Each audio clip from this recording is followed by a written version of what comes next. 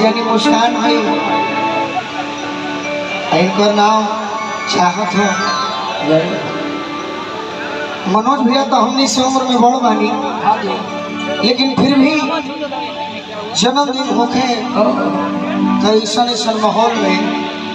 सोहर के बड़ी महानता बात तो पहले वो हम सोहर गाली ओकरा बाद देखो जे बैठो तरीका सोहर पर तो नाचे सोहर पर नाच देबू तब विश्व में नाम हो बाकी तो सब दिन चलते ना। चलिए वो मेहरारू अपना पियावा से बहुत दिया था के चढ़े में ट्रेवल नहीं तो भैया था उत्तर प्रदेश का लय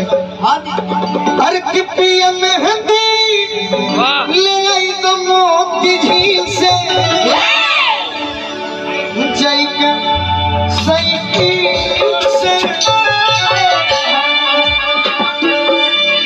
तुम्हें मेहरारू अपना पियावा से क्या किया बोलू भैया अरे कि मन कोरी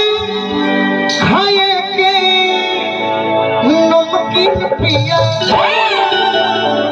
कि मन कोरी खाए के नमकीन पिया दोसर दिन पिया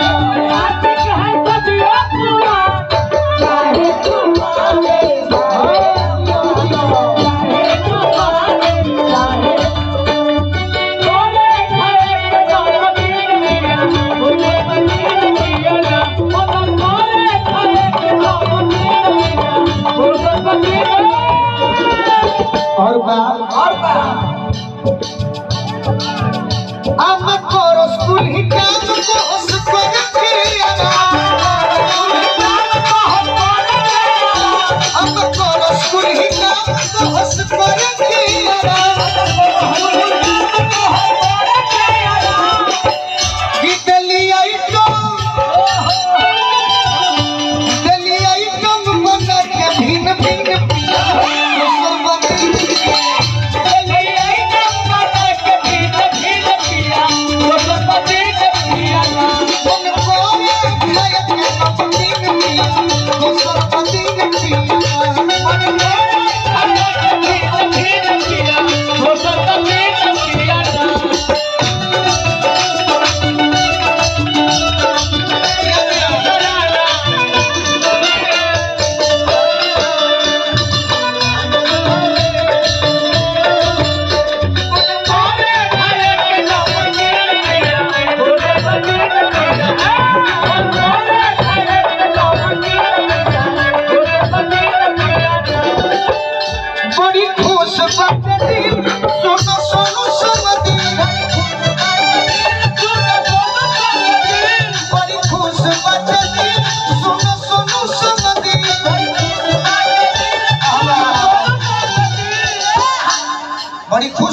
दिल सुना सोनू संग दिल जन्मदिन बहुत बहुत मनोज भैया के